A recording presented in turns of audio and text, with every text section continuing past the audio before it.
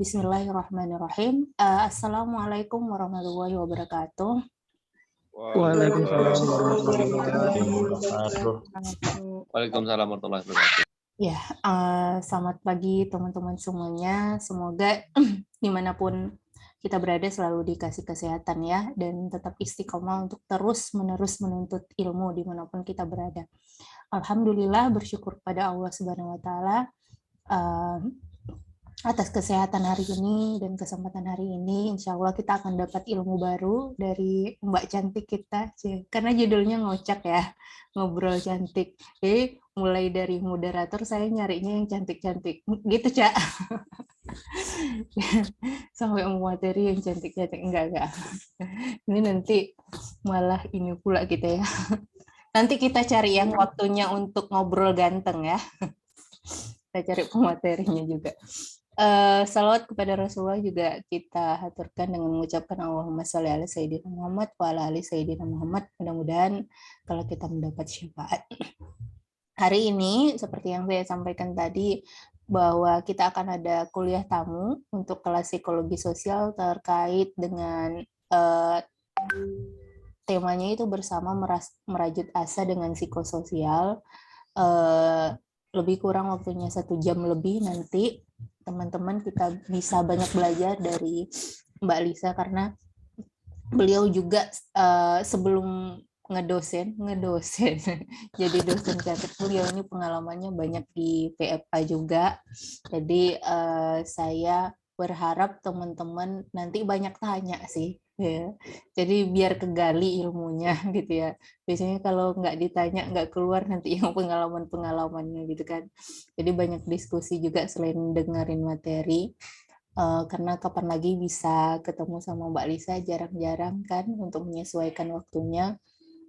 Kuliah tamu juga nggak sering-sering. Ini dikasih bonus karena kita udah pertemuan akhir, jadi dikasih bonus dapat ilmu dari Mbak Lisa. Jadi silakan dimanfaatkan. Nanti setelah ini yang akan ambil alih adalah Mbak Marisa Oktaviani sebagai moderator, dan kemudian pemateri kita Mbak Lisa. Jadi mudah-mudahan bermanfaat. Saya langsung saja minta Mbak Marisa Oktaviani untuk mengambil alih. Terima kasih. Tutup. Wassalamualaikum warahmatullahi wabarakatuh. Waalaikumsalam warahmatullahi wabarakatuh. Baik, bismillahirrahmanirrahim. Assalamualaikum warahmatullahi wabarakatuh. Waalaikumsalam warahmatullahi wabarakatuh. Selamat pagi semuanya, salam sejahtera untuk kita semua. Sebelum saya memulai acara ini, izinkan saya memperkenalkan diri. Mungkin sebagian teman-teman sudah mengenali saya. Saya Marisa Oktaviani, mahasiswi kelas 3B Psikologi Abduram. Di sini saya akan menjadi moderator pada ngobrol cantik bersama Mbak Lisa Ardaniati. Jadi Mbak Lisa Ardaniati ini merupakan perempuan kelahiran Purworejo tanggal 28 Oktober 1988. Ini cukup banyak ya pengalaman organisasi dari Mbak Lisa. Iya. Pengalaman organisasi Mbak Lisa ini cukup banyak. Saya cukup wow nengoknya. Dari 2008 sampai 2009 Mbak Lisa ini aktif dalam BEM Fakultas Psikologi. 2008 sampai 2011 merupakan anggota Resimen Mahasiswa Wiradharma. 2009 sampai 2010 merupakan Kabid Logistik di Resimen Mahasiswa. Di 2009 itu Mbaknya pernah ikut seminar nasional mengenai tindakan kekerasan bullying terhadap anak di bawah umur. Relawan bencana tanggul jebol Situgintung di Tangerang Selatan pada tahun 2009. Relawan bencana longsor di Padang, Sumatera Barat pada tahun 2009. 1 tahun ke depannya mengikuti bakti sosial di daerah Pandeglang. Di 2014 Mbaknya aktif di Rumah Progresif. Di 2015 Himpunan Mahasiswa Magister Psikologi, masih di yang sama nih teman-teman. Mbaknya menjadi relawan bencana longsor di Banjarnegara, Jawa Tengah. 2 tahun setelahnya Mbaknya menjadi panitia kegiatan Temu Ilmu Ikatan Psikologi Sosial tingkat nasional di UGM. Di tahun 2018 menjadi relawan bencana tsunami di Banten dan Lampung. Di tahun 2019 menjadi relawan bencana longsor di Cisolok, Sukabumi, Jawa Barat. Dan di tahun 2020 menjadi relawan kegiatan sosial di Desa Dukuh Getasan, Magelang, Jawa Tengah. Dari resume Mbak Lisa ini kita bisa nanti menggali bahwa bagaimana sih Mbak bisa membagi waktu yang sepadat itu. Bagaimana pengalamannya di situ, mungkin kita bisa menanyakannya nanti teman-temannya di akhir di sesi pertanyaan. Kemudian pendidikan Mbak Lisa, sarjana psikologi S1-nya di Universitas Syarif Hidayatullah Jakarta pada tahun 2013 di bulan Mei. Sedangkan magister psikologinya MA di Universitas Gadjah Mada pada April 2018. Mbaknya juga memiliki pendidikan non formal, training atau seminar. Yang pertama itu di tahun 2010, kursus pelatihan nasional resimen mahasiswa. Masih di tahun yang sama, pendidikan dasar resimen mahasiswa. Di tahun 2009, seminar nasional bela negara di resimen mahasiswa, latihan pemantapan masih di tahun 2019, serta orientasi kemenuaan di tahun 2008. Mbaknya aktif sekali ya, ini untuk motivasi kita juga bisa nih ya, rekan-rekan ini kita masih awal banget, masih bisa untuk mengikuti jejak Mbak Lisa. Kemudian ada pengalaman mengajar nih. Ternyata Mbak Lisa itu merupakan asisten dosen di UGM, mata kuliah metode penelitian kuantitatif. Terus dia sekarang menjabat sebagai dosen di IAIN Salatiga, mata kuliah bimbingan konseling, media bimbingan konseling, psikologi pendidikan, psikologi perkembangan, psikologi umum, psikologi kepribadian, psikologi sosial, dan konstruksi alat ukur psikologi. Dosen di Universitas Semarang mengampu mata kuliah psikologi sosial, teori-teori psikologi sosial, psikologi lintas budaya, psikologi komunikasi, psikologi kepribadian, psikologi kognitif, dan modifikasi perilaku. Baik, ini mungkin tahap awal kita berkenalan dulu dengan Mbak Lisa ya teman-teman. Di sini Mbak Lisa apakah sudah ready dengan materinya? Apakah bisa kita mulai kuliah tamu pada pagi hari ini? Kira-kira bisa nggak ya? Ini pertanyaan kita. Kita sudah bisa belum Ya, ya? sudah bisa belum Mbak? Sudah bisa belum? Kita mulai Baik. kuliah tamu kita. Untuk mempersingkat waktu, gitu ya. Sebelumnya terima kasih untuk teman-teman semua yang sudah hadir gitu di waktu kita yang harus beristirahat di Minggu Ria, tapi kita manfaatkan untuk ngocak bersama gitu. Karena kita akan ngobrol cantik sama dosen kita yang cantik tadi, dibuka sama Bu Nurul. Terus ini juga ada kakak cantik. Mudah-mudahan yang cowok-cowok jangan merasa iri ya. Ini bukan berarti kita menzolimi atau kita merasis hanya untuk wanita-wanita cantik, enggak. Hanya kebetulan pembawa acaranya juga cantik-cantik. Gitu. Karena saya juga akan pensiun jadi yang ganteng, akan tetap kembali ke yang cantik. Nah, saya izin share screen ya. Nah, oke. Sudah terlihat? Sudah. Tapi belum di full screen, Kak.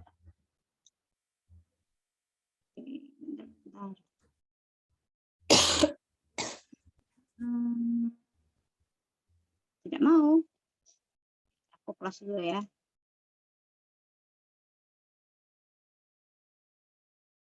Terkadang suka seperti itu.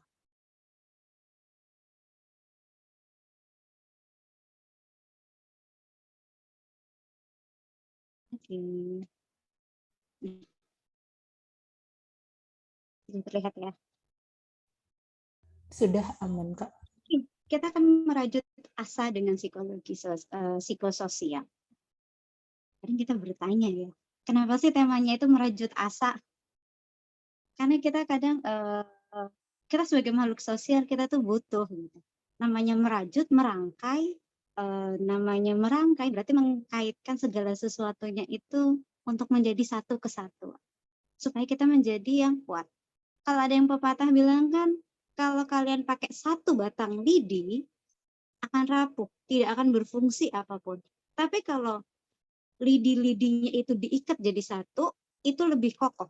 Kalian bisa buat nyapu halaman seluas apapun, sebanyak apapun sampahnya, bisa kalian bersihkan. Gitu. Kalian bisa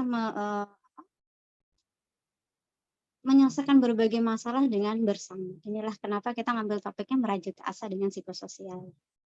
Nah, balik ke pertanyaan yang paling awal, paling dasar, apa sih psikologi sosial, psikososial itu?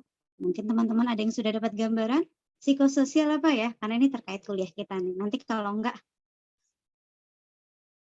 bahaya ini. Ada bu dosennya di sini ya. Ayo, apa sih psikososial itu?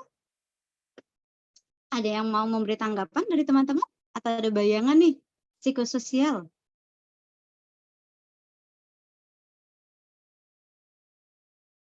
Oke. Psikososial itu dari dua unsur kata yang sudah jelas, psikologi dan sosial. Kalau kita bahas definisi psikologi, teman-teman semua saya rasa sudah dapat pembekalannya ya. Apalagi sudah semester 3, psikologi itu pas kejiwaan, mental. Nah, cara mengetahui kejiwaan seseorang itu kan kita lihatnya dari mana? Karena saya bukan dukun dan bukan meramal yang bisa melihatnya. Nah, tapi kita lihat dari proses seseorang itu dalam berperilaku. Perilaku seseorang itu bisa menunjukkan kondisi mentalnya dia itu seperti apa. Kalau perilaku dia punya mental yang kuat, maka perilakunya dia tegas aja. Tapi kalau kita mentalnya, kalau dalam pendidikan kita itu bilangnya mental kerupuk gitu. Yang artinya kita jago di depan, tapi ketika disiram dengan masalah kita langsung melempem, ciut. Gitu. Itu adalah mental kita, dan perilaku kita pasti akan terlihat di situ. Makanya psikologi itu yang dilihat bukannya jiwanya yang ditarik kita perhatikan, tapi perilakunya.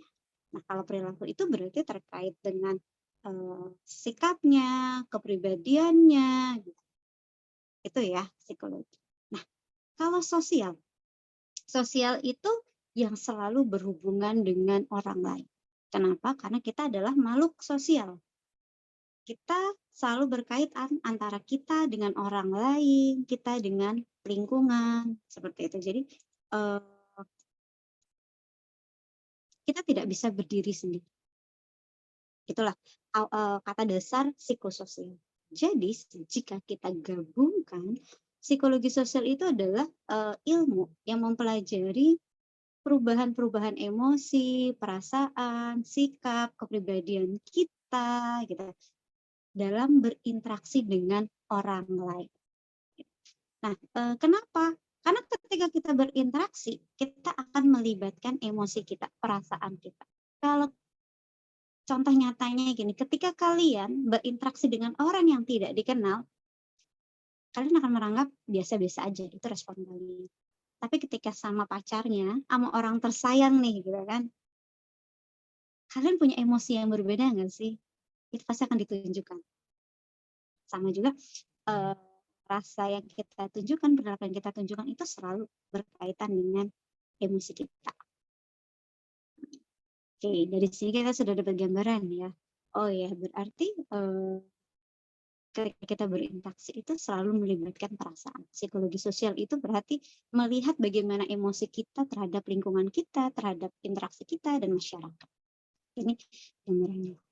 Nah, siapa di sini yang menggambarkan kalau dirinya itu adalah hebat? Di sini saya akan memberikan contoh sisi kanan dan sisi kiri. Kalau di teman-teman ini yang gambar mobil mewah, rumah mewah, uang mewah, ini ada di kiri atau kanan? Kanan ya. Nah, kita lihat ini kenapa saya bagi dua antara sisi kanan dengan sisi kiri. Yang di kanan teman-teman silahkan difokus di sebelah kanan. Di sini teman-teman melihat ada mobil mewah, ada rumah mewah, ada uang yang banyak. Kita sebagai pribadi di sini kita pribadi yang sempurna. Kalau lihat di gambarnya kita udah penampilannya necis banget gitu ya. Ketika ngeliat gambar ini adalah orang yang memiliki segala-galanya. Seperti mobil mewah, rumah mewah, uang yang tiada batas. Itu adalah kesempurnaan seseorang di mata orang umum. Tapi apakah dia bisa hidup sendiri? Apakah apakah dia akan bahagia dengan kesendiriannya? Apakah dia dengan memiliki mobil mewah, rumah mewah, uang yang tiada batas, dia akan survive? Gitu? Enggak. Ternyata meski mereka mempunyai ini semua, mereka juga butuh namanya interaksi. Kenapa? Karena kita makhluk sosial. Kita tuh butuh untuk berbicara nih. Kita balik lagi ke kami. Kita butuh berinteraksi, kita butuh berkumpul dengan orang lain seperti keluarga. Kita juga butuh berinteraksi dengan lingkungan kita. Kita juga butuh berinteraksi dengan budaya lain, baik itu budaya kita di Indonesia, daerah kita, maupun budaya di luar negeri. Kenapa? Karena dengan kita berinteraksi, yang di sebelah kanan ya, kita berinteraksi, kita tuh menambah wawasan, kita juga menambah pengetahuan, dan kita akan merasa kalau kita itu dihargai dan kita juga dimiliki. Itu kuncinya ya. Kenapa? Karena ketika kalian sendiri, sehebat apapun kita, ketika kita tidak ada orang lain, tidak bisa berbagi cerita, itu akan merasa kosong, sunyi. Tapi ketika kita berdua, oh ya, temannya bahagia, kita juga ikut merasakan bahagia. Temannya sedih, kita juga ikut merasakan sedih. Kita bisa bekerja sama, saling membantu. Di sini berarti menunjukkan bahwa kita adalah makhluk sosial yang membutuhkan orang lain. Dan kita tidak bisa hidup sendiri meski kita memiliki berbagai kemewahan, berbagai fasilitas yang ada, meski teknologinya canggih. Paling nggak kita butuh orang lain. Nah, dari dasar ini kita berangkat tuh, iya ya. Kita ternyata butuh orang lain dan orang lain pun butuh kita. Jadi kita saling berhubungan, simbiosis. Nah, bagaimana kita melihat bagaimana sih jika kita hidup sendiri? Bagaimana sih perasaan kita hidup tidak ada orang lain? Hasil survei ketika saya bertanya, bagaimana perasaan kalau kamu itu hidup sendiri tanpa orang lain? Mereka akan mengatakan, saya akan kesepian. Meski saya memiliki harta banyak. Kenapa saya bilang tingkat pertama kesepian? Saya ngambil beberapa subjek saya gitu ya. Yang saya tanyakan adalah mereka adalah pengusaha kaya. Istilah kata saya bisa mengatakan 7 keturunan, uang mereka tuh nggak akan habis. Gitu. Tapi pola hidupnya mereka bangun pagi sampai jam 12 malam gitu. Mereka aktif kegiatan. Tidurnya mereka aja bisa bilang tidurnya sambil di jalan. Punya keluarga pun mereka nggak merasakan keluarga, dia benar-benar sendiri. Orang keluarga hanya tahunya uang saja.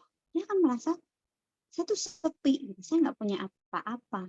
Meski saya secara finansial punya, tapi saya nggak merasa kosong, kesepian. Karena saya sendiri, berjuang sendiri. Dia juga akan galau.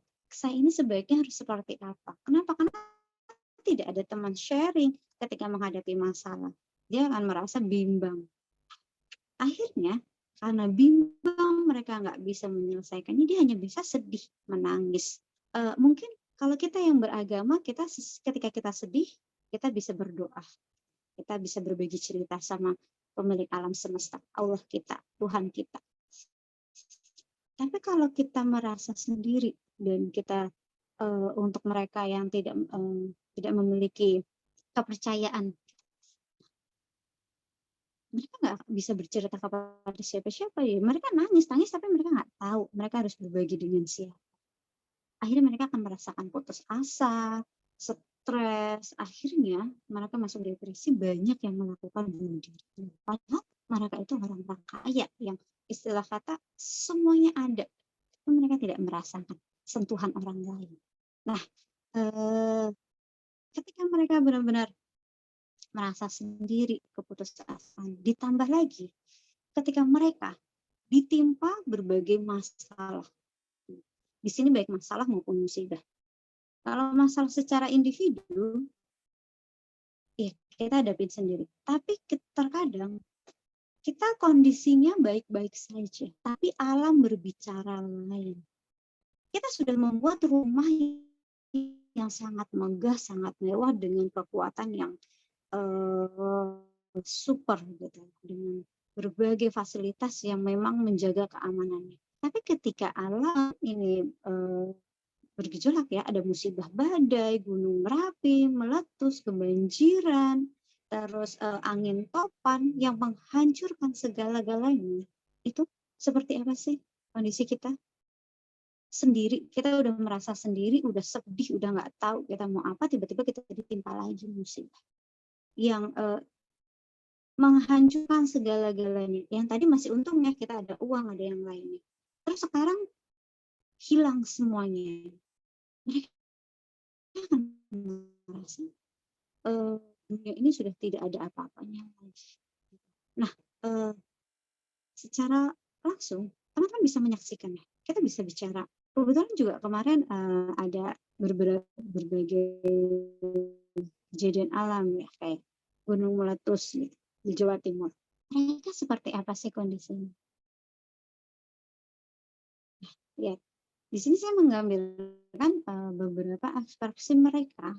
Ini akan dialami oleh para korban, baik itu saya yang orang kaya maupun saya yang tidak punya apa-apa. Dari gambar-gambar ini teman-teman sudah bisa menyaksikan ya. Di gambar pertama, sedih.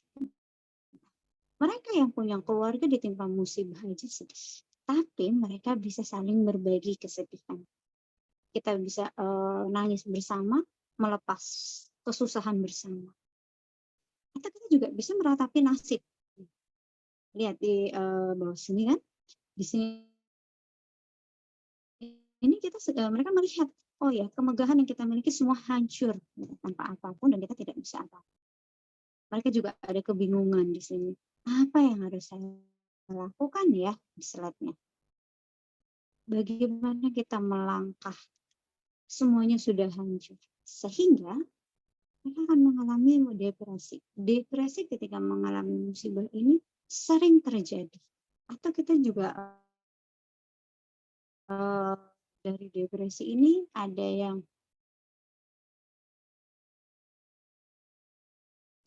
sampai menimbulkan, dari berbagai pengalaman saya di lapangan, kadang musibahnya itu air. Ya, kayak tragedi Situ Gintung itu kan jebolnya Situ Gintung. Mereka kehilangan harta benda, kehilangan keluarga. Mereka tidak tahu lagi mereka harus bagaimana gitu. Dalam lagi tekanan yang mereka hadapi, akhirnya mereka mengalami trauma. Tiba-tiba setelah kondisinya sudah stabil, mereka sudah ditangani, hujan datang. Hujan itu air gitu. Padahal itu nggak ada sangkut mereka tidak hujan-hujanan, mereka di posko. Tapi tetap karena mereka melihat air, mereka langsung histeris mengingat kejadian atau peristiwa di mana dia tuh tergulung air di jebolnya air itu. Situ Gintung jebol, mereka digulung oleh air, mereka terhempas. Jadi ketika melihat air, bayangan mereka akhirnya menimbulkan trauma.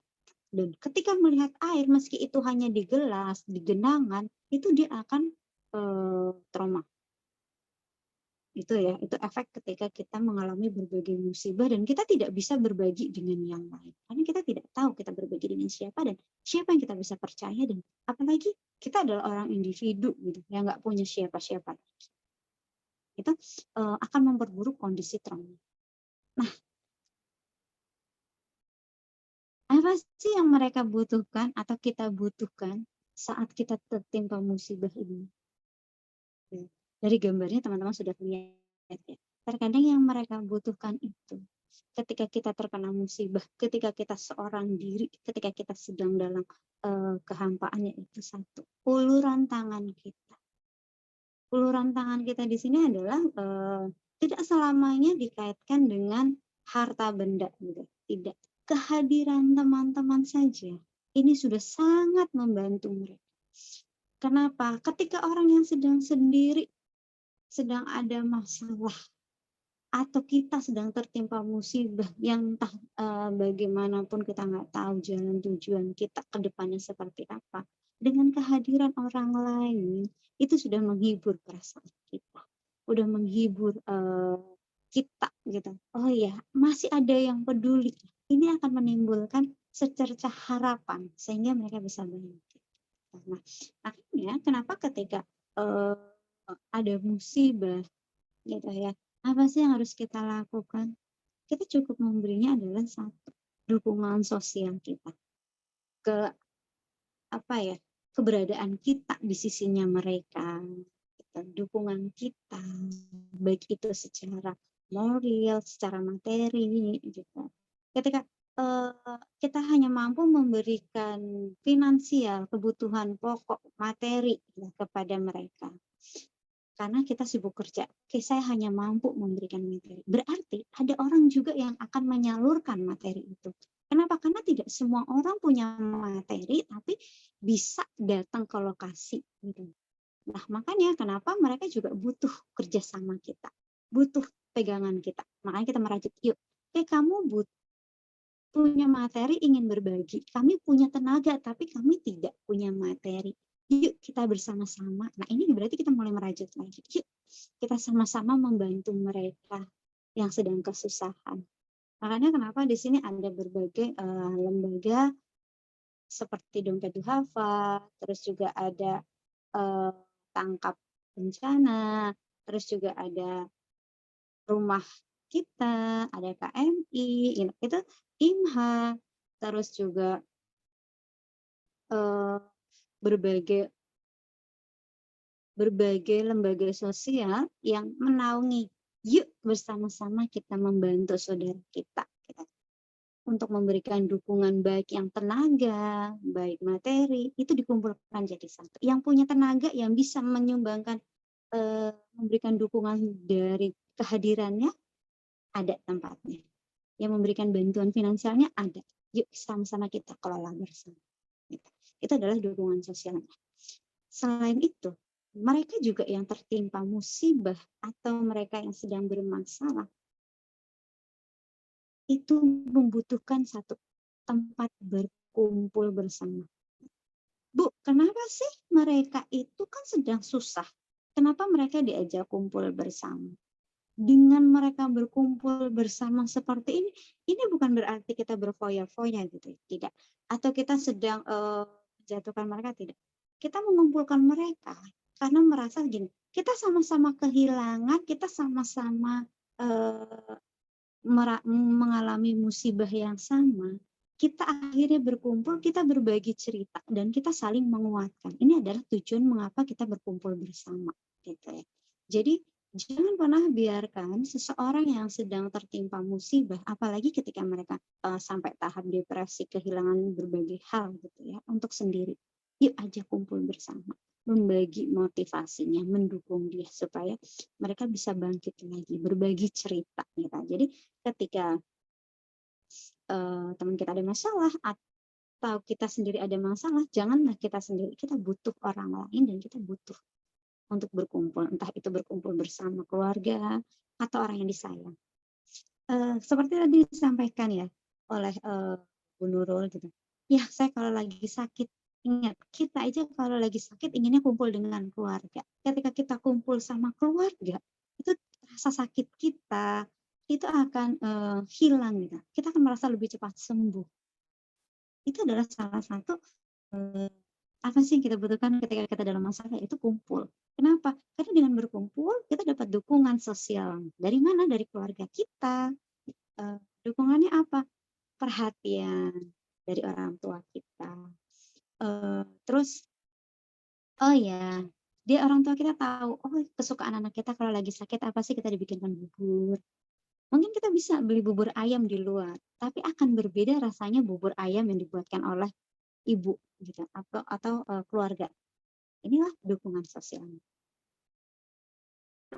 Makanya disinilah yang perlu kita lakukan. Lalu apa sih yang bisa kita lakukan untuk membantu orang lain yang terkena musibah atau orang lain yang sedang punya masalah? Kenapa? Karena terkadang orang lain ini punya masalah, tertimpa musibah, bencana alam, tapi mereka tidak tahu mereka harus minta tolong siapa. Kita tahu orang ini sedang bermasalah dan dia sedang kena musibah. Berarti apa sih yang harus kita lakukan? Yang jelas satu, ketika kita ingin membantu orang lain, kita kenali dulu diri kita. Kita pahami diri kita dulu. Kita menolong orang, kita melihat orang ini karena orang ini punya masalah, atau kita melihat orang ini karena materinya.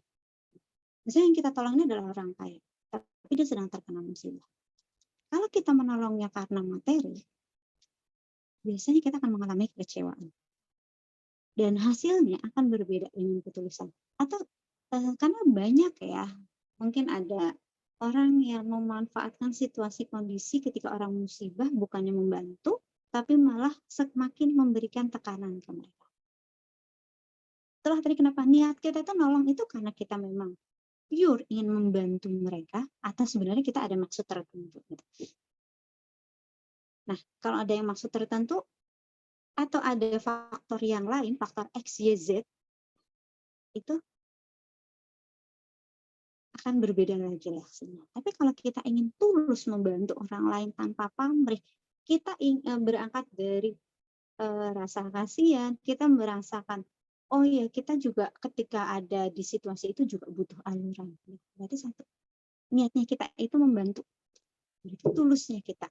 Pahami dulu, oh iya, saya pure ingin membantu dan saya tidak mengharapkan imbalan apapun. Dua, kita harus tahu potensi yang kita miliki. Dalam artian ini, kita punya kemampuan di bidang apa? Apa yang kita bisa lakukan? Itu kita harus kenali dulu. Jangan sampai ketika kita membantu orang, kita kebingungan sendiri dan yang ada bukan yang membantu, malah kita nanti yang dibantu.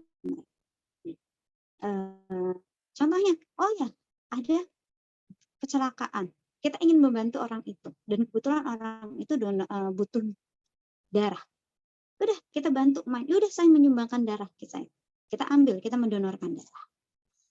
Tapi ternyata kita nggak tahu kalau diri kita itu adalah darah rendah. Ketika kita diambil darahnya, yang ada kita bantu bagus itu. Tapi kondisi fisik kita tidak baik. Yang ada setelah kita mendonorkan darah, kita yang akan didonorkan lagi. Dan kita malah mungkin bisa merepotkan orang banyak gitu. Niatnya menolong malah menyusahkan banyak orang.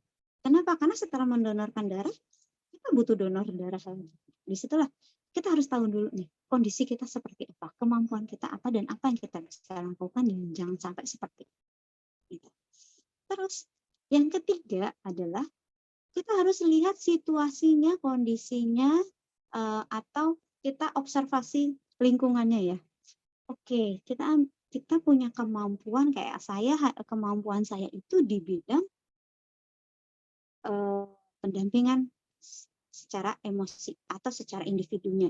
Sementara di lokasi bencana ini yang rusak itu banyak, baik ada gedungnya hancur, kondisinya berantakan, terus juga masak makanan tidak ada yang menghandle, pendampingan orang juga perlu, tapi mereka juga perlu makan. Saya punya kemampuan di mana?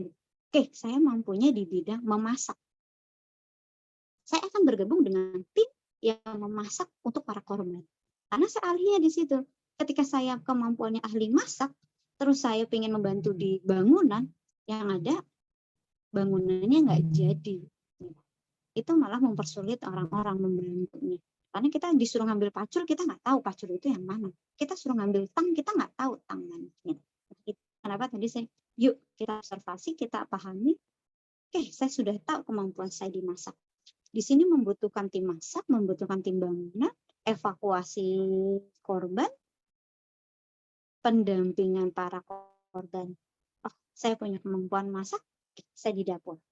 Saya punya kemampuan di tukang. Yuk, saya di bangunannya. Oh ya, saya orang psikologi, saya punya kemampuan untuk mendampingi, konseling, saya ingin mendampingi para korbannya supaya mereka tetap baik. Ya, jadi banyak hal yang kita bisa lakukan. Nah, di sini teman-teman bisa lihat ketika kita sudah tahu kemampuan kita akan membaginya itu. Kalau di sini karena kami adalah dari psikologi ya, tim healingnya, psikososialnya, maka kita akan melakukan berbagai hal. Salah satunya yang atas nih ada 2 orang pakai baju hijau. Ini adalah kita sedang melakukan relaksasi atau kita sedang melakukan treatment terapi di mana orang ini sedang membutuhkan tempat untuk menyampaikan, mengungkapkan emosinya. Biasanya kita mengkaitkannya kalau psikoterapi ini adalah dengan orang-orang yang ahli tentunya, supaya mereka bisa menghadapi tantangan ke depannya dan berdamai dengan masa lalunya, gitu, dengan hal-hal yang menyakitkan. Itu biasanya kita akan melakukan pendampingan psikososialnya di sini. Ini untuk yang orang-orang yang mengalami trauma atau punya permasalahan yang serius. Nah, selanjutnya kita juga akan melakukan pendampingan di sini. Ini mungkin pendampingan di sini yang bawahnya ini adalah anak-anak. Anak-anak juga biasanya kami membagi ada korban anak-anak dan ibu-ibu ya. Korban anak-anak ini bagaimana supaya mereka tidak mengalami traumatik ketika mereka dalam kondisi tertimpa musibah, yaitu dengan mengajak mereka bermain. Tapi bermainnya di sini adalah bermain edukasi yang kita juga memberikan informasi ke mereka bagaimana sih ketika ada musibah ini, gempa bumi, itu apa yang harus kita lakukan, tapi dengan cara gerakan sambil bernyanyi, games. Nah, mereka akan menirikan dan akhirnya mereka akan terbawa happy gitu. Dan selain diajak bermain, mereka juga kita ini mungkin kalau dilihat mereka menggambar ya Bu, tapi sebenarnya kita sedang melakukan psikotes kepada mereka terkait kondisi mereka itu seperti apa sih, dengan cara kita memberikan kertas, mereka disuruh menggambarkan. Silakan menggambarkan apa yang mereka rasakan. Nah, di sini nanti kita akan menganalisa dari gambar-gambarnya dan kita akan memisahkan mana anak-anak yang mengalami kondisi yang tidak bagus gitu ya secara emosinya, yang butuh penanganan atau pendampingan, mana dengan anak-anak yang sudah bisa bangkit dan bahagia, bisa survive ketika ada masalah. Nah, di sini nanti kita lihat. Nah, di sini juga teman-teman bisa lihat ada gambar anak kecil 2. Ini adalah kita sedang melakukan butterfly hugs. Kenapa? Mereka membutuhkan ketika kita tidak ada, tim relawan sudah pergi, tapi mereka juga masih butuh perhatian. Bagaimana sih melakukannya? Maka kita mengajarkan terapi kepada anak-anak. Apa sih harus mereka lakukan? Ini adalah butterfly hugs ya. Terus juga di sini adalah teman-teman tim relawan juga yang sedang mendampingi anak-anak, teman-teman kita. Mereka butuhnya apa? Mereka tuh butuh dipeluk. Terkadang ketika orang musibah itu mereka yang dibutuhkan apa sih? Pelukan, sentuhan. Jadi ketika teman-teman nanti ketika berada di lokasi bencana, jangan kaget ketika ada orang yang sedang menyendiri, tidak berkumpul dengan yang lain, dia sendiri di pojokan, dia biasa-biasa saja. Tapi ketika kalian tanya, bagaimana keadaannya, ada yang sakit, sambil mengelus dan tiba-tiba dia histeris, teman-teman jangan kaget ketika itu terjadi. Teman-teman dampingi, dengarkan apa yang ingin dia ceritakan, dan berikanlah sentuh-sentuhan yang seperti itu, ya Ibu, ya kami di sini. Berikan kata-kata yang membuat mereka tetap kami ada buat Ibu, kami menemani Ibu, ayo Ibu kita bangkit bersama. Dan kita tidak perlu mengkomentari dan kita tidak perlu memberikan masukan ataupun argumen kita atau pendapat kita gitu atau berbagai hal. Enggak, kita cukup dengarkan. Itu yang kita perlu lakukan. Nah, dari sini dan para relawan ini ya, mereka melangkah jadi relawan itu bukan karena langkah kakinya. Bukan kita berangkat itu bukan karena kaki kita yang ingin jalan-jalan gitu enggak. Tapi mereka melakukan berbagai kegiatan ini, melakukan pendampingan psikososial ini, terutama dengan psikofirst ini karena hatinya. Ya. Karena mereka merasakan kesakitan teman-teman, mereka merasakan pedihnya kehilangan, perasaan hancurnya, tapi ingin sama-sama ingin membantu. Rasa ingin membantu itu berada dari hati kita. Yang hati kita itu adanya di dada kita. Gitu. Nah dari hati kita lalu kita menggerakkan. Kenapa? Karena ketika kita dalam melakukan psikososial dari berbagai situasi kondisi, itu tidak selamanya ditampilkan dengan yang indah-indah gitu. Saya memang tidak menampilkan lokasi-lokasi bencana yang kondisinya sangat apa ya dibilang itu, akses jalannya susah, kita mau jalan aja bingung, udah gitu menuju lokasinya juga penuh rintangan.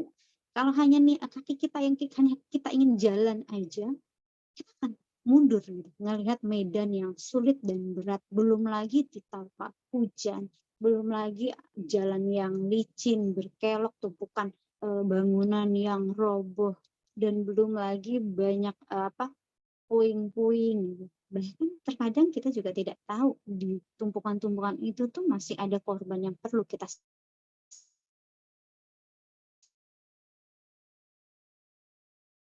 selamatkan. Dan bagaimana sih mereka itu berjuang bersama untuk semua itu karena apa? Karena hati mereka, karena ketulusan mereka. Akhirnya mereka bisa membantu sesama. Jadi orang-orang yang tulus membantu adalah mereka para relawan kita. Karena mereka tidak mengharapkan imbalan apapun, tidak mengharapkan pamrih secara uang, materi, dan yang kita. Ini sekilas bagaimana sih kita harus melakukan psikologi sosial ini dan apa sih yang mereka lakukan. Gitu. Mungkin ini aja sementara, dan lebih banyaknya mungkin teman-teman ada yang ingin tanya atau ingin menyampaikan pendapatnya, atau ada teman-teman juga di sini yang pernah melakukan psikososial nih. Dasarnya apa sih kita melakukan psikososial? Itu aja dari saya, dan saya kembalikan ke moderator. Terima kasih teman-teman. Sama.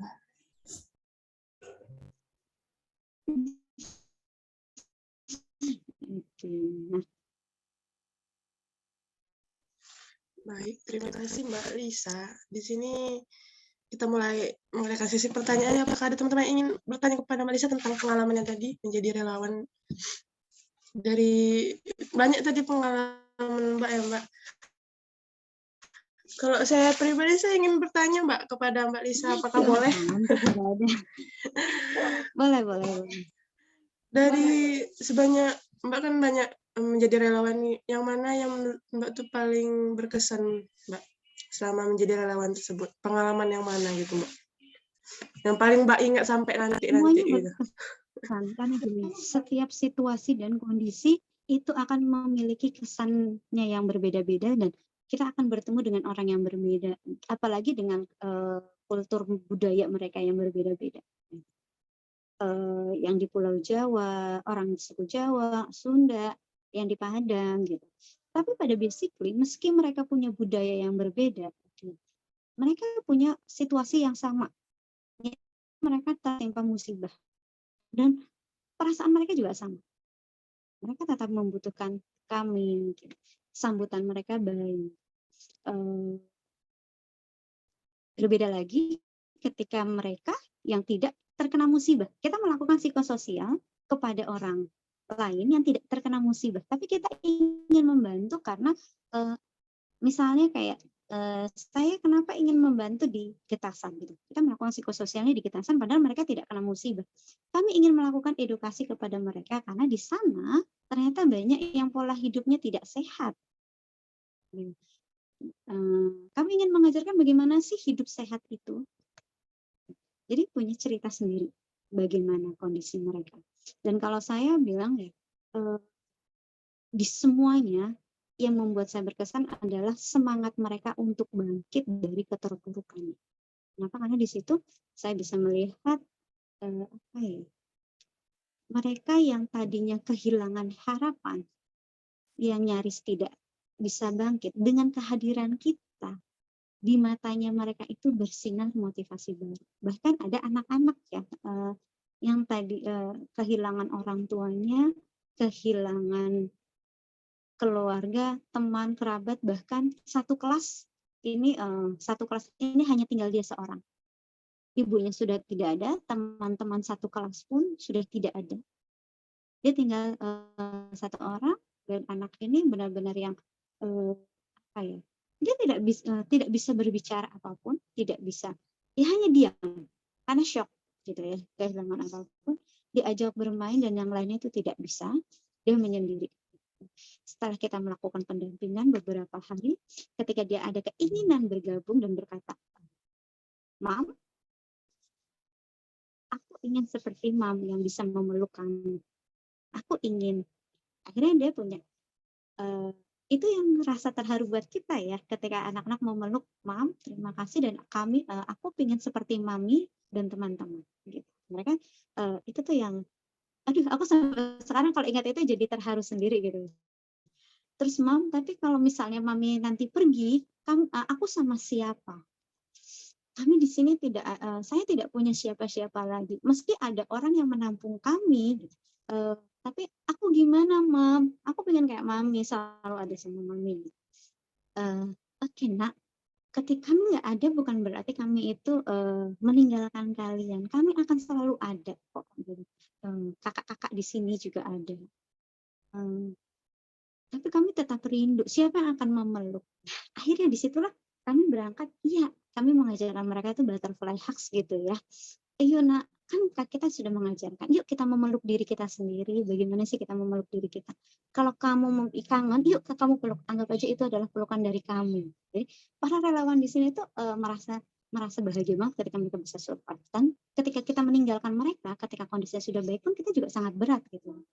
Karena ada anak-anak yang nggak usah anak-anak, orang tua juga sama. Nanti kami gimana? Kita mengajarkan itu. Kenapa? Makanya tadi dalam psikososial di sini kita tidak hanya mendampingi mereka, tapi kita juga memberikan terapi bagaimana sih ketika mereka membutuhkan dukungan orang lain tapi tidak ada orang lain. Bagaimana sih menghadapi diri kita nih yang sedang kesedihan itu, mengalami berbagai masalah untuk bangkit. Dan kebanggaan kami ketika mereka itu bisa bangkit dan tiba-tiba kemarin dapat kabar, "Mam, aku juara kelas. Aku udah punya kelas baru." Itu tuh yang kayaknya meski kita udah lama kita nggak berinteraksi, hanya paling media gitu ya, SMS atau kadang mereka telepon, itu pun sudah ada yang, "Iya sayang, terima kasih masih ingat mama-mama, papa-papa kalian." Gitu. Di sini adalah keluarga. Ada yang bunda, ada ibu, karena mereka anak-anak ya, dominan, ada kakak. Kita mensimulasinya kalau mereka masih punya keluarga utuh kok, meski keluarga intinya bapak ibunya itu sudah tidak ada. Teman-teman tidak ada, tapi teman-teman yang lain, angkatan kakak kelasnya, adiknya itu masih ada. Yuk, makanya kenapa kita dominan, yuk kita kumpul bersama. Mengumpulkan mereka dalam satu tempat dan berbagi cerita. Gitu. Nanti dari sinilah mereka akan, oh iya, kami ada nih, gitu. Kita sama. Kita bisa bangkit. Itulah kenapa saya bilang, yuk kita merajut bersama. Bangkit bersama. Menjadi satu kesatuan yang utuh. Gitu. Wah, Masya Allah ya Mbak ya. Jadi teman-teman adakah yang ingin bertanya? Silahkan, kita akan buka sesi pertanyaan. Ini mumpung Mbaknya masih ada di sini nih, kita berbagi ilmu, berbagi pengalaman. Ayo, apakah ada teman-teman? Ayo, silahkan bertanya.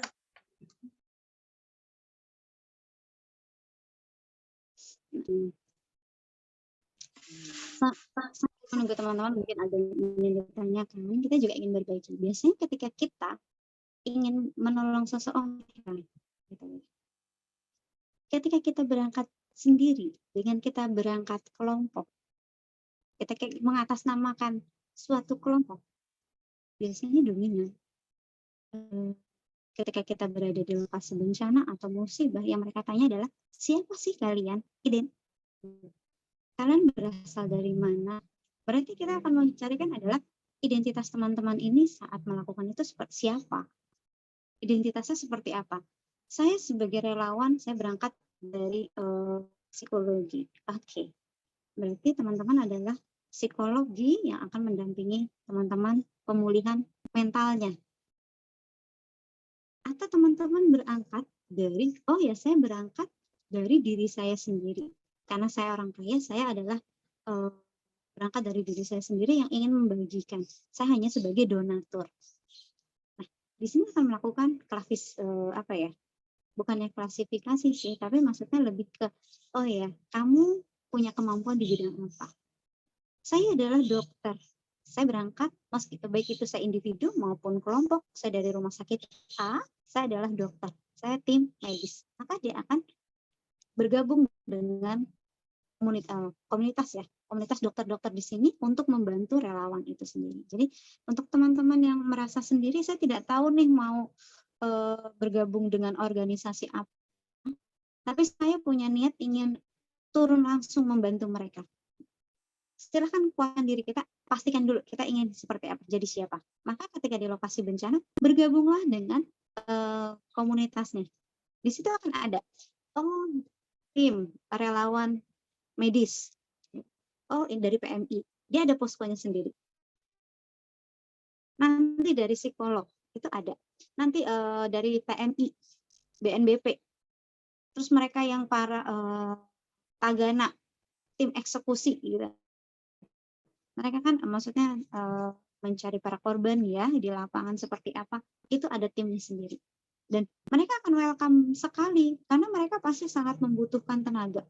Kenapa? Karena saya sendiri ketika saya sedang tidak mendampingi teman-teman psikososial, pendampingan terhadap anak-anak atau para korban, saya juga turun langsung ke bagian memasak. Atau saya berkontribusi membagikan makanan atau mendistribusikan bantuan. Jadi kita bisa, banyak hal yang bisa kita lakukan. Jadi jangan merasa aku nggak punya kemampuan apa-apa.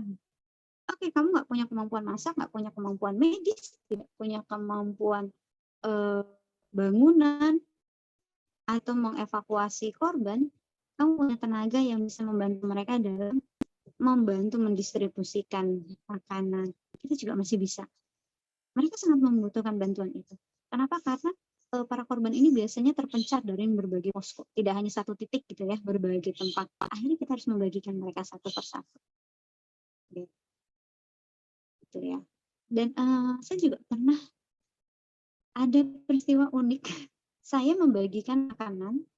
Ini berkahnya ya. Berkah banget. Saya pernah membuat makanan, membagikan makanan itu satu kantong ke berbagai titik. Tapi makanan yang saya bagikan itu ternyata balik lagi ke posko saya. Tahu kenapa? Karena mereka, para korban, merasa dapat bantuan dari lingkungannya. Uluran tangan tetangga kanan kiri, meski mereka tidak saling kenal, mereka selalu memberi bantuan. Dan ketika mereka sudah mendapat bantuan, ada bantuan lagi dan merasa tercukupi, dia oper kepada kelompok lain nih, kepada kelompok lain atau bagian lain, tempat lain yang mungkin belum mendapat bantuan. Ternyata mereka juga sudah dapat bantuan dari lingkungan sekitarnya. Akhirnya dioper dalam satu RT itu, dan akhirnya bantuan kami balik lagi ke posko dan kami operkan ke RT lain. Di sana ternyata yang belum tersentuh. Karena kebetulan terpencil, tidak ada warga setempat, gitu. Hanya di pulau kecil ya. Ya udah, mereka hanya di situ saja. Akhirnya kita oper ke sana. Itu menunjukkan bahwa para korban pun meski mereka sedang kesusahan gitu ya, mereka mendapat bantuan, tapi mereka juga ingin membantu yang lain, berbagi gitu. Di sini kita belajar bahwa mereka itu bersyukur dengan apa yang mereka miliki. Mereka tidak serakah, meski mereka tertimpa musibah apapun, butuh pertolongan, tapi mereka masih ingin menolong orang lain. Di sini kan harusnya kita belajar ya, kita yang kondisinya baik-baik saja, kenapa kita tidak mau menolong yang membutuhkan? Sementara mereka yang tertimpa musibah aja masih mau menolong. Itu tamparan sih buat saya terutama. Jadi ngerasa, ya Tuhan, ternyata selama ini saya serakah ya. Saya ingin semuanya sempurna gitu. Tapi itu hanya untuk diri saya, bukan untuk orang lain. Saya ingin menjadi yang lebih baik lagi. Nah, jadi banyak. Saya juga belajar dari mereka.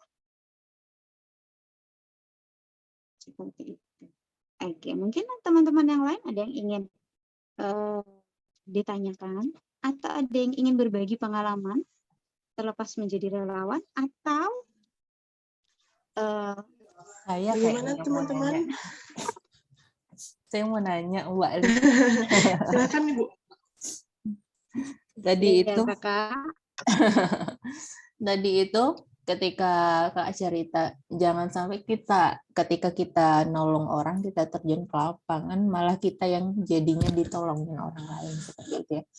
Nah, kadang kan maksudnya mengingat di sini masih ada yang baru semester 1 gitu ya. Masih semester 3 yang kalau secara teoritis psikologi itu masih cetek lah ya gitu, maksudnya dalam artian teoritisnya. Nah, gimana sih caranya kita ngukur kesiapan kita itu untuk terjun ke lapangan untuk bisa bantu? Takutnya nanti kayak kalau bicara teoritis saja belum gamblang, apakah kemudian itu jadi tolak ukur kita belum siap untuk terjun ke lapangan, atau ada tolak ukurnya gitu untuk mengukur kita ini siap terjun ke lapangan atau enggak gitu kali ya, Mbak Lisha. Oke, terima kasih pertanyaannya. Berat ya. Oke, sangat bagus. Kenapa? Ya, ketika kita, oh ya, saya masih semester 1 nih, saya dari psikologi, saya ingin membantu teman-teman gitu. Tapi saya secara teori aja belum matang. Secara teori aja saya belum dapat ya, kalau semester 1, 3 itu kan masih umum banget nih. Hanya pengertian psikologi itu apa, sejarah, kita masih berkutat seperti itu. Masa masih belum dapat ilmu konselingnya, kita belum dapat bagaimana mengatasinya gitu. Itu bukan alasan untuk kita jadi mundur untuk membantu mereka, tidak. Yang pasti siapkan mental kita. Dan satu mental kita. Kita siap nggak membantu mereka dengan situasi dan kondisi yang ekstrim. Dalam artian kayak tadi saya mengatakan lokasinya itu sudah tidak tertata baik. Mungkin kalau teman-teman di desa jalannya berbatu, tanjakan, gitu ya. Itu udah biasa Bu, saya jalannya batu-batuan. Saya juga udah biasa jalan jauh yang tanah semua. Tapi ketika di lokasi bencana itu tanah yang merah, licin. Terus akses jalannya yang sulit dilalui. Kita pasti akan mengalami jatuh bangun gitu ya. Berangkat mungkin baju saya masih rapi, pulang itu udah merah, kuning, hijau karena udah tanah, apalagi diguyur air hujan. Tambah lagi ketika akses jalan kita itu tidak mulus. Kenapa? Karena banyak puing-puing, bangunan, pepohonan, itu pasti banyak. Batu-batu yang di tebing-tebing pada turun, bagaimana kita melewati, itu kita siap nggak sih menghadapi itu dulu? Itu pertama, kita harus paham dulu, kita siap nggak menghadapi medan yang sulit. Ya. Kedua, balik lagi, oke, saya memang jurusan psikologi dan saya baru S1. Mental saya udah kuat nih, saya yakin saya mampu menghadapi rintangan itu. Kedua, saya secara teori psikologi memang tidak mampu, tidak paham. Tapi saya bisa menemani teman-teman. Saya punya keahlian bernyanyi. Saya bisa mengajak teman-teman bermain. Nah, itu yang tadi saya kenal. Yuk kenali diri kita dulu. Kita punya potensinya di mana. Atau saya punya keahlian itu di masak. Meski saya lulus mahasiswa psikologi, tapi ketika kemampuan saya memasak, ya sudah. Kita berarti ada di posko memasak, membantu tim konsumsi untuk menyiapkan makanan. Karena konsumsi, mungkin Bu saya itu mahasiswa, masa dikonsumsi sih? Kalau teman-teman masih menganggapnya, masih berpikiran gengsi, teman-teman akan sulit beradaptasi di sana. Kenapa? Karena ketika di lokasi bencana, itu tuh kita sudah nggak bisa menggunakan gengsi kita lagi. Kita nggak bisa, Bu, saya nggak bisa tuh duduk di toilet jongkok. Bersyukur, alhamdulillah kita ada toilet. Kadang di sana itu kita di kali. Gitu.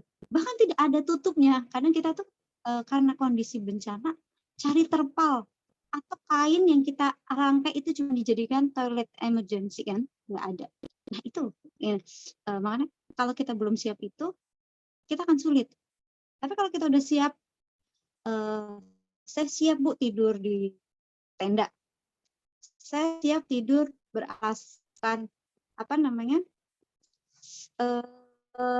beralaskan bumi, berselimut angin, bersiap gitu ya. Meski walaupun ya pasti kita tim relawan di sana pasti ada posko. Poskonya itu biasanya dibuatkan tenda. Biasa dari tim BNPB, Tagana, TNI itu pasti menyediakan tenda pengungsian ya. Kita bisa bergabung sama para korban. Kalau memang kondisinya sudah tidak ada bangunan yang tersisa digunakan sebagai tempat mereka evakuasi gitu. Lalu kita kemampuan kita. Nah, kalau misalnya kok kita ketemu pasien, bukan mahasiswa psikologi, saya tahu dia mengalami depresi, tapi saya tidak mampu menanganinya. Caranya adalah, di sana kita nggak akan berangkat sendiri, tidak lepas. Pasti akan ada koordinasi dari pemerintah setempat. Gitu. Nah, kita kan sampaikan saja, Bu, Pak, kepada koordinator, meskipun itu bukan dari teman kita atau kita nggak kenal, Pak Polisi, Pak TNI, atau pendamping lainnya, di sini nih kondisinya seperti ini nih, saya menemukan kayaknya orang ini kok mengalami kecemasan, atau kami tuh butuh bantuan makanan, silahkan gitu, disampaikan, dan mereka biasanya akan membantu mencarikan relawan yang siap menangani itu. Jadi kita tidak dilepas sendiri, jadi jangan takut karena saya belum punya kemampuan, belum punya bekal dan tidak bisa membantu. Di sana sangat membutuhkan. Kehadiran teman-teman saja itu udah sangat membantu mereka. Karena kita nggak perlu oke Bu, saya belum punya kemampuan psikologi nih untuk konselingnya, saya belum punya kemampuan cara menganalisa kasusnya gitu. Terus kita ngapain datang ke sana? Kalian datang terus mendengarkan keluh kesah para korban aja itu udah buat mereka sangat luar biasa. Kenapa saya katakan berkali-kali?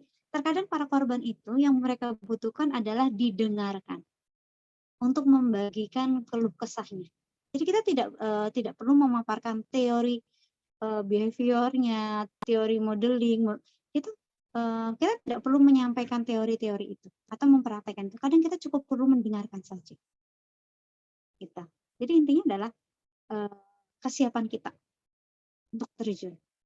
Dan kalau kita memang tidak siap terjun, teman-teman bisa bantu dengan menggalang dana. Itu kan juga salah satu dukungan sosial kita.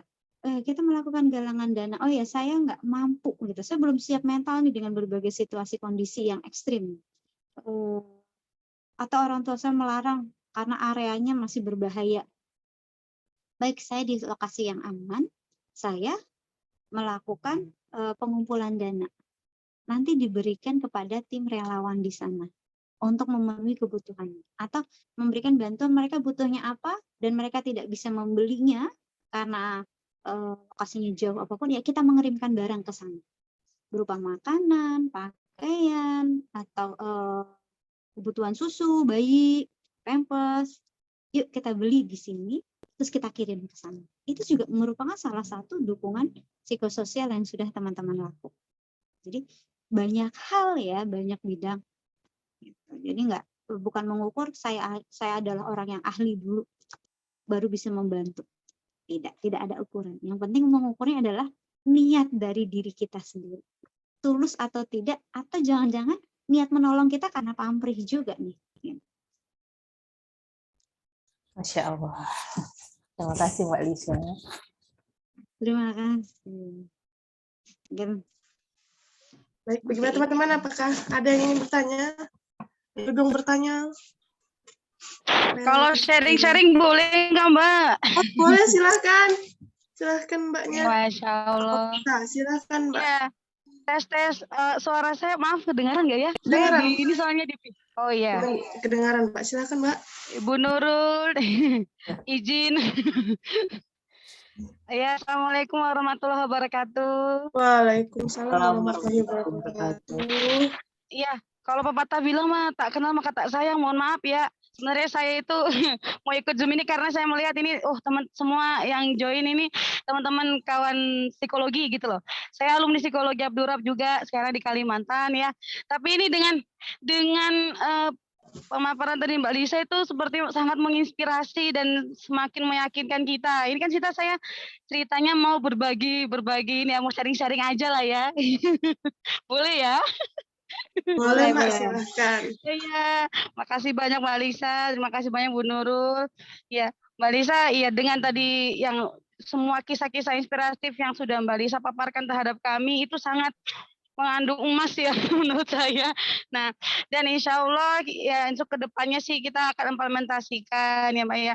Ini kalau saya di sini pertama, kalau tadi dari Mbak Lisa bilang bisa berangkat dari diri sendiri maupun dari atas komunitas atau kelompok yang kita punya gitu ya. Nah, alhamdulillah wa syukurillah di sini memang awalnya memang sudah banyak, cuman kan sepertinya cowoknya lebih ingin menguji diri gitu loh ya sebenarnya ya. Akhirnya kita buat yang namanya kampung pemulung. Nah, awalnya itu ini pemulung-pemulung. Nah, tapi berbeda di tempat-tempat di mana-mana gitu ya. Terus kami gabungkan gitu Mbak Lisa. Nah, berangkatnya juga nggak pakai teori, mohon maaf saya juga alumni psikologi, tapi memang saya teori-teori itu mungkin banyak yang belum saya pahami apa sejatinya bagaimana teori itu untuk implementasinya mungkin juga saya belum terlalu paten dan belum terlalu mahir gitu ya menjalankannya. Namun kembali lagi rujuk seperti Mbak Lisa katakan tadi, saya setuju ya semuanya yang penting kembali kepada niatnya dulu gitu ya, bergerak dulu. Pokoknya apapun itu terjun dulu lah begitu ya. Nah ternyata dalam implementasi kami, alhamdulillahnya mereka jadi ya bonding family-nya itu ada gitu ya dari. Nah ada kayak ya yang tadi kita beda darah, beda nasab, beda keturunan, tapi ya jadi seperti satu keluarga. Itu teman-teman sangat benar sekali ya. Ini saya pertama kali sih ngerasain ini. Bahkan mungkin lebih dekat lagi daripada keluarga kandung ya, mohon maaf. Gitu. Jadi kayak merasa seperti tadi Mbak Lisa cerita, oh iya ini kita dipanggil bunda, dipanggil ibu, dipanggil siapapun bisa. Benar-benar berarti mereka punya rasa trust kepada kita gitu Mbak Lisa ya.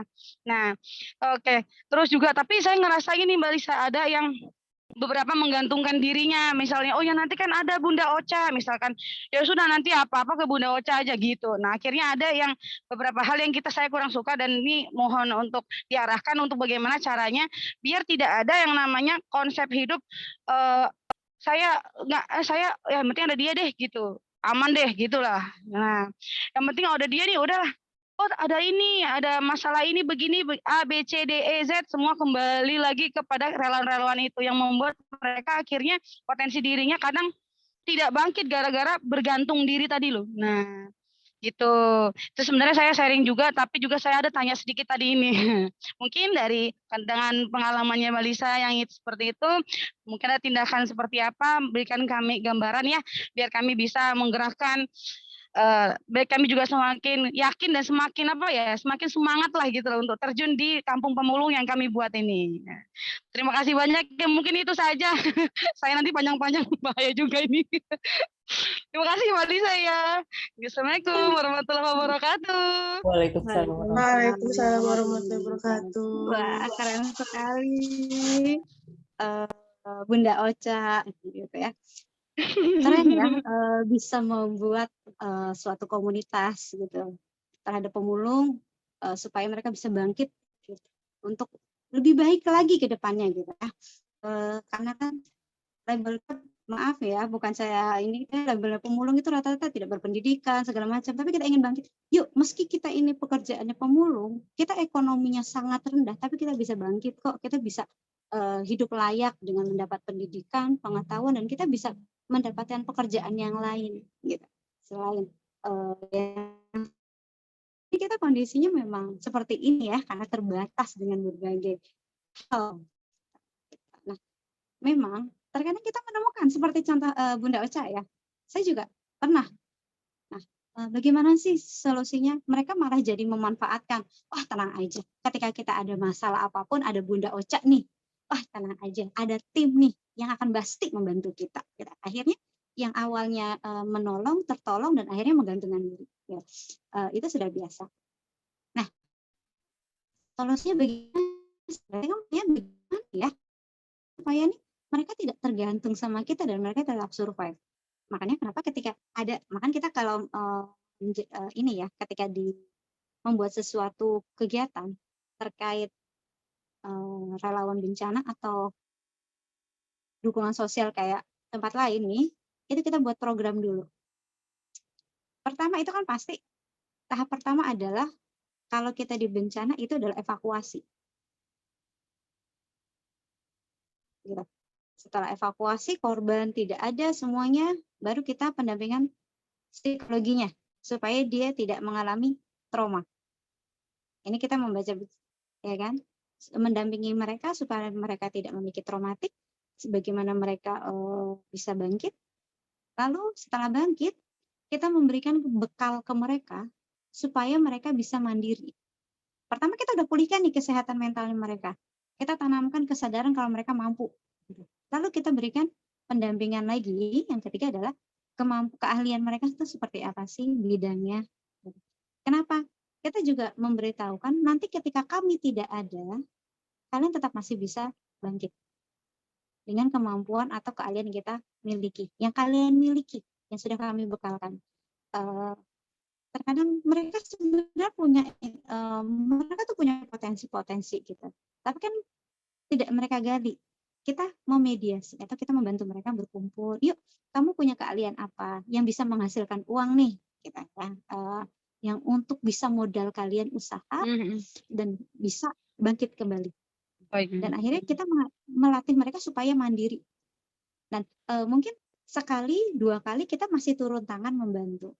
Oke, ketika ketiga kalinya menghadapi masalah, kita tidak, kamu harus seperti ini nih. Kita balik pertanyaannya.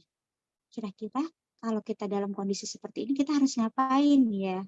Berarti mengajarkan bagaimana mereka berpikir, bagaimana mereka memecahkan masalah. Kita mendampingi itu dulu. Oke. Ketika mereka buntu, yuk coba. Nah, berarti kita mengarahkan.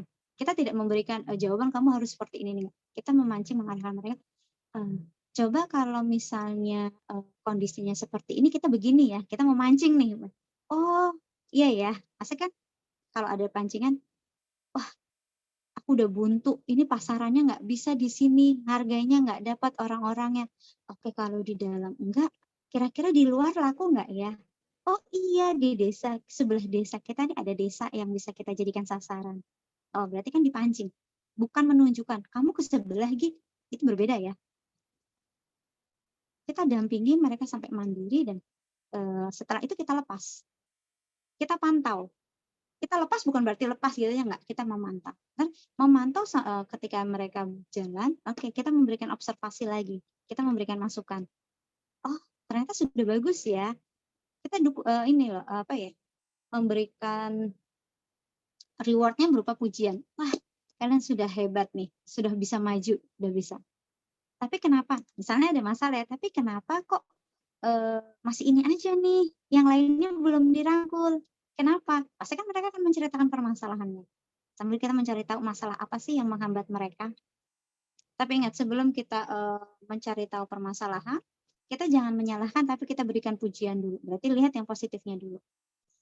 Mereka kan, oh ya positifnya, wah hebat nih. Tapi kenapa kita masih stuck, masih di sini aja? Oh iya, kita punya kendalanya ini. Baru kita hanya mendampingi. Jangan ketika mereka minta tolong, setelah sekian lama mereka minta tolong, terus kita kasih jawaban. Tidak, tapi kita harus memancing mereka untuk mencari jawaban sendiri. Dan kita memberikan pertimbangannya saja. Kira-kira negatifnya apa sih, kekurangannya, positifnya apa sih, plusnya apa gitu. Jadi plus minusnya itu kita memberikan gambarannya. Itu memang nggak instan ya, gitu. Tapi memang perlu proses dan dilapis. Gitu. Karena kita nggak ada yang pernah tahu. Mungkin Bunda Ocha saat ini sedang di Kalimantan, tapi kita nggak tahu nanti Bunda Ocha ditugaskan lagi ke Sumatera. Bunda dengan tim udah pindah tempat. Gitu. Nah, kita menyiapkan itu, jangan sampai karena tergantung terus sama Bunda Ocha pergi, mereka hancur. Gitu. Itu kenapa kita selalu memberikan pembekalan juga. Jadi mungkin Bunda Ocha dapat gambaran ya, apa yang harus dilakukan sama mereka. Berarti untuk kedepannya kita program ya, biar mengembangkan potensi yang mereka punya. Iya, baik. Gitu. Karena kadang kayak saya sendiri, saya belum tahu nih potensi saya apa gitu ya. Tapi ketika saya ngumpul, nah itulah fungsinya kenapa kita kumpul, diskusi bersama, belajar bersama, akhirnya saya tahu, oh ternyata saya juga punya kemampuan di bidang yang lain ya, merajut gitu. Oh enggak, saya tuh bisa saya tuh kemarin sempat belajar buat tas dari plastik sampah. masak seblak gitu ya, Mbak Lisa ya. Iya, seblak. Nah, oh ya, saya nggak bisa Seblak bikin Bu seblak. Nurul. Seblaknya Bu Lisa, enak. Oh iya iya. Ini disindir untuk belum ngasih seblak kemarin ya Bu Nurul ya. Iya iya iya iya iya. Ya. Sering ya bikin seblak bareng Bu Nurul. Kadang makanan apapun nih, sayur-sayuran bisa berubah jadi menu yang mewah gitu ya. Tim masaknya Bu Nurul, tenang aja nih Bu Nurul buka-buka kartu nih. Aduh, kalau kita kurang jajan.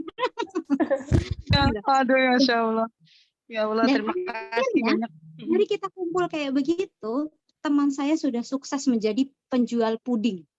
Dari uji kita kumpul bersama, kita masak-masak bersama, berbagi resep, uji coba bersama gitu. Akhirnya jadi penjual puding ternama di wilayahnya. Puding Amikanina gitu ya. Nah, itu sebenarnya potensi-potensi yang kita miliki, terlepas dari pendidikan mereka. Dan ternyata potensi yang kita miliki malah bisa jadi peluang bisnis yang lebih menjanjikan. Jadi tadi saya katakan jangan mengukur segala sesuatu pakai gengsi kita, tapi kita asah lagi. Yuk, kita punya potensinya di mana, kemampuan kita di mana, dan mana yang bisa kita kembangkan. Nggak masalah. Emang Bu, kan kita mahasiswa S1, S2, S3 gitu. Masa iya mau jualan seblak? Tapi jangan salah, siapa tahu dari seblak kita jadi juragan. Gitu. Ya. Terima kasih banyak. Mbak Lisa. Terima kasih Bu Aca, mudah-mudahan bisa membantu ya. Iya, ya sangat membantu. Terima kasih sekali. Mohon doanya biar kami istiqomah. Amin. Mudah-mudahan bisa menjadi inspirasi buat teman-teman semua yang lainnya, dan akhirnya banyak yang belum tersentuh bantuan pemerintah atau pendampingan dari pemerintah bisa teman-teman bantu sehingga mereka bisa mendapat kehidupan yang lebih layak dan bisa menjadi lebih baik dari sekarang. Kita pun bisa menjadi yang baik lagi. Karena kalau kita baik, kita punya potensi yang baik, kemampuan yang baik, maka kita bisa berbagi. Tapi kalau kita sendiri tidak punya, kita apa yang mau kita berbagi? Kita jadi, yuk kembangkan diri kita sendiri, pahami diri kita sendiri untuk berbagi ilmu kepada yang lain. Masya Allah. Terima kasih Mbak Lisa. Semangatnya. Terus semangat Bunda. Ya baik Mbak. Terima kasih Mbak ilmunya. Terima kasih pengalamannya sangat berharga bagi kami yang baru meniti di dunia perkampusan. Karena kita dipertemukan oleh waktu dan dipisahkan juga oleh waktu nih Mbak Lisa dan rekan-rekan. Terima kasih atas pengalamannya Mbak ya. Terima kasih atas sharing-sharingnya. Semoga kita bertemu lagi di kesempatan lain ya Mbak ya. Semoga amin ya Rabbal Alamin. Semoga bisa ke Riau lagi. Amin. Mudah-mudahan nanti kita ada kesempatan bertemu secara langsung dan berbagi sharing. Amin, amin. Semoga ya Mbak ya. Baik Mbak, kita sesi foto dulu ya teman-teman dan rekan-rekan. Mohon dihidupkan kameranya. Oke, mana nih yang cantik, yang ganteng-ganteng. Silahkan dihidupkan kameranya. Ini ada 4 kali foto ya. Dan lumayan banyak peserta, 77 peserta. Oke, lihat ke kamera. 1, 2, 3. Lagi. 1, 2, 3. Sekali lagi. Ini pada banyak yang belum on cam. Lagi acara. Lagi acara. Oke. Di sini teman-teman bisa ngisi absennya nanti. Sebentar lagi saya akan mengirim linknya via chat. Untuk Mbak Lisa, terima kasih ya Mbak Lisa ya sudah membagi pengalamannya, sudah berbagi ilmunya. Semoga bermanfaat bagi kami semua dan kami bisa menyusul Mbak dalam pengalaman-pengalaman yang sangat banyak tersebut. Semoga kami bisa menjadi contoh lah Mbak. Mudah-mudahan bisa menjadi lebih baik dari saya. Amin. Ya. Amin. Terima kasih Mbak. Baik, terima kasih Kakak cantik, dosen cantik, dan teman-teman semuanya yang dimanapun berada atas kesempatannya kita berbagi bersama. Intinya kunci pesan saya terakhir, jangan pernah Ya. takut dan jangan pernah malu gitu ya. Ketika kita melakukan segala sesuatunya dan itu baik gitu. Dan tidak menyalahi norma yang ada. Gitu. Mungkin terkadang sikap konyol kita, sikap lucu kita itu yang dibutuhkan orang lain. Gitu. Dan itu bisa membahagiakan mereka. Tapi bukan berarti kita menghancurkan diri kita. Gitu. Kekonyolan kita adalah bercanda, bertawa, gitu, menarik. Mungkin itu hal-hal yang ajaib gitu ya. Wah, saya pendiam tiba-tiba menarik. Tapi itu bisa menjadikan semangat buat orang lain. Bisa menjadikan motivasi orang lain. Apalagi mereka-mereka yang sedang mengalami kesusahan, musibah. Dengan ada tarian, nyanyian, ya, atau candaan kita, mereka bisa termotivasi dan bangkit lagi. Jadi jangan pernah malu untuk melakukan hal-hal yang di luar gitu ya. Jangan selalu berpikiran mahasiswa berpendidikan tinggi harus pakaian rapi, jas. Oke. Tampil apa adanya sesuai kemampuan kita. Terima diri kita dengan baik. Oke, Masya Allah. Terima kasih Mbak Lisa. Jangan kapok jadi jangan kapok jadi ini ya dipanggil jadi pemateri lagi ya Kak. Siap. Insya Allah malah senang kita berbagi ya. Masya Allah. Kita juga belajar nih langsung. Iya. Mohon maaf kalau ada kekurangan dari kita semua. Terima kasih pokoknya ilmunya. Semoga ketemu di lain waktu. Saya kembalikan ke ICF. Oke. Baik, terima kasih Mbak Lisa dan rekan-rekan yang sudah hadir pada siang hari ini. Lebih dan kurang saya mohon maaf. Wabillahi taufiq wal hidayah. Wassalamualaikum warahmatullahi wabarakatuh. Silakan mengisi absennya di via chat teman-teman. Sudah saya kirim linknya. Saya kembalikan ke Bu Nurul. Silakan Ibu. Oke, ya. Mungkin itu dulu hari ini pertemuan kita di kuliah tamu kelas psikologi sosial, mudah-mudahan bermanfaat. Sekali lagi terima kasih Mbak Lisa.